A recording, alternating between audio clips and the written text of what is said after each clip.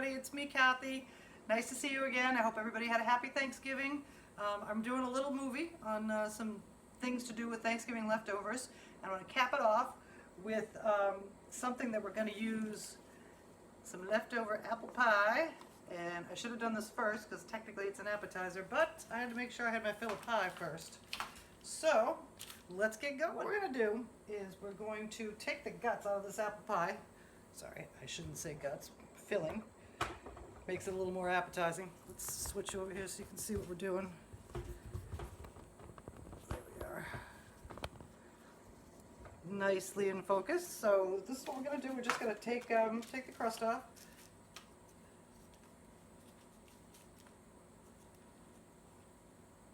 And if you're a huge fan of crust, then I'm sure you can find something. If you baked this in a hot oven and made it all crispy and then sprinkled it over ice cream or something, I think that would be really good. I'm not a big fan of the crust myself. I like the filling. And we're going to pull this crust out, all this good appley stuff inside, out of this crust. I'm wearing gloves to protect my hands from getting all disgustingly sticky. You could always do this with a spoon, but you know me with my hands, I like to get in there. Alright, last piece. And you can do this with any kind of pie and adjust the things you're going to add to it. You know, some dried cranberries would be nice in this. You don't want to make it too sweet though, because technically it's an appetizer, and you'll see. All right, a little more. That's good.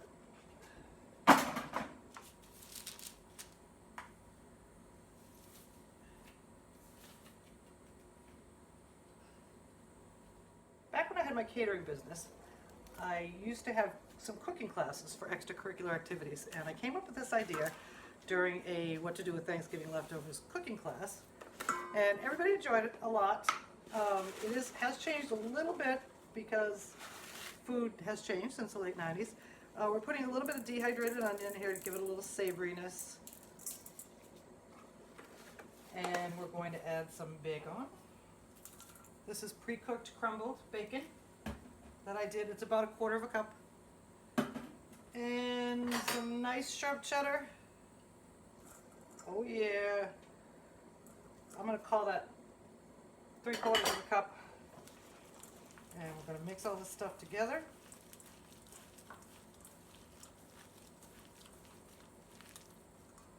Some of the bigger apple pieces, you might want to break them up a little bit, because we're going to be putting these in little puff pastry squares and making little delicacies out of them. So, break this guy up a little bit.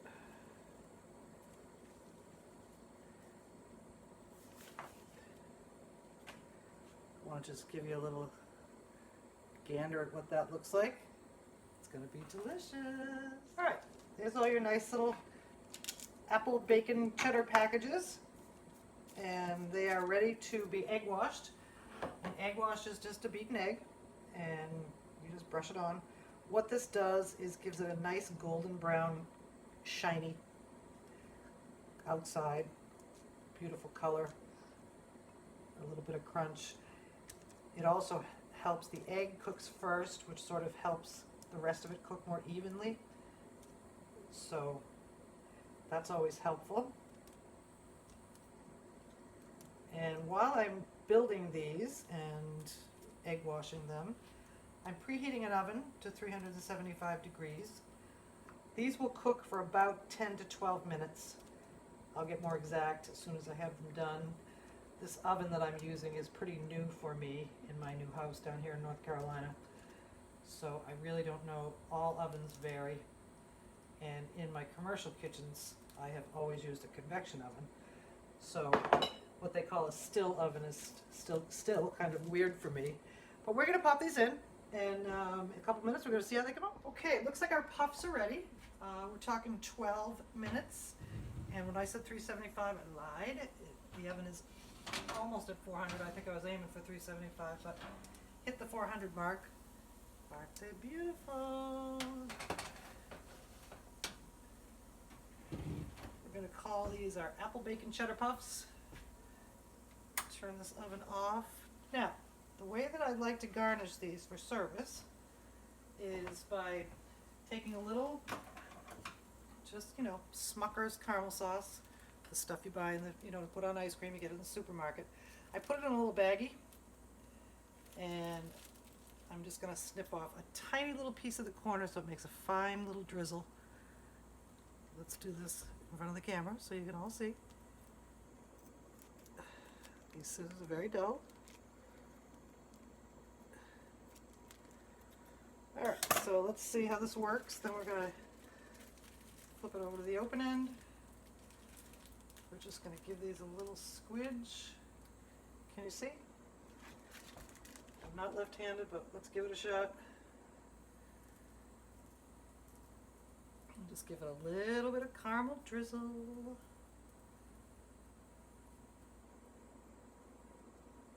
You don't want to use too much because you don't want it to be too sweet. Remember, we started with pie. Yuck.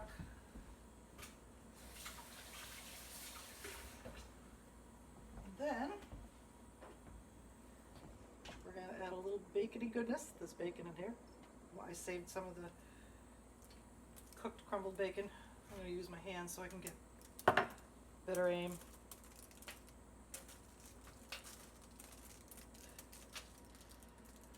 And as time goes along, you can pick up some of those things when the pan cools down and sort of pop them on there. And that's just really a garnish. It's not going to take or add anything to the flavor.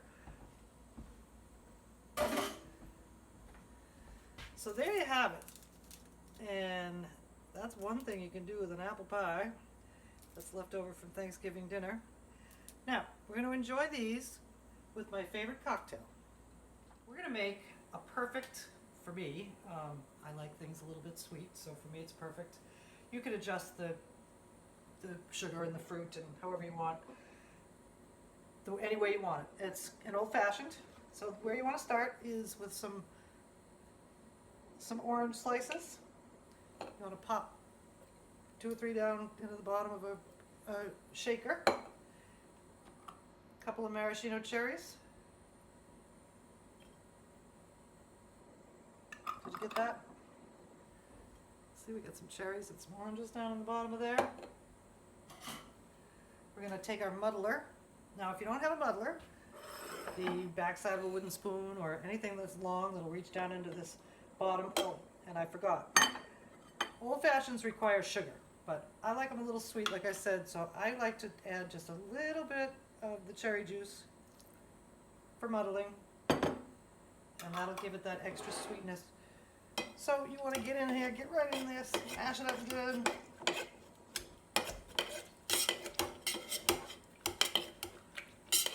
Make a nice base for that baby.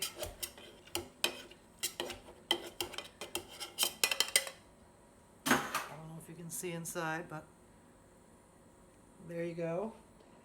So the way I do it is to add some ice to my shaker.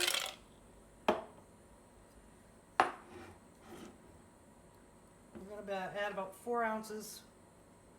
I don't know how these are. I don't measure. When I was a bartender, oh, by the way, this is our delicious Basil Hayden's bourbon. You can also use rye with this drink. So when I was a bartender, we used to measure by count. So we're going to do a 5 count.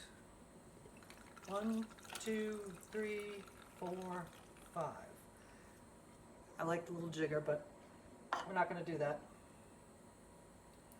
Okay, and then we're going to use some bitters. These right here are orange bitters. And bitters you don't need a lot. Just a couple of, I should do it with this hand so you can see. Just a couple little drops. And you can adjust that after you've finished your cocktail. You're going to pop the top on. Give it a good shake.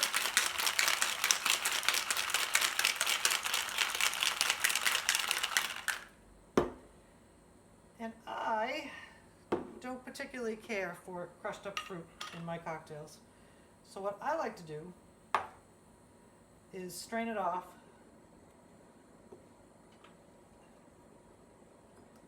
Add a little bit of the whole fruit in there.